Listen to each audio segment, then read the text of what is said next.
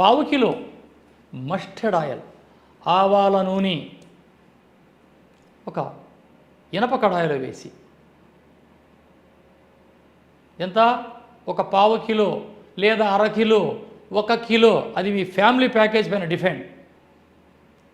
పావు కిలో ఎల్లిపాయలు చిత్తగొట్టి అరకిలో లేవండి. అరకిలో ఆవాల నూనెలో పావు కిలో ఎల్లిపాయలు వేయాలి.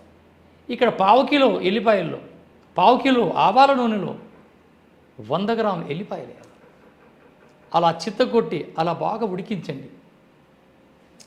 ఈ మస్టర్డ్ ఆయిల్లో ఈ ఎల్లిపాయలని ఉడికించి అలా పొంగు ఆగగానే దించి అందులో కాస్త హారతి కర్పూరం అందులో వేయండి.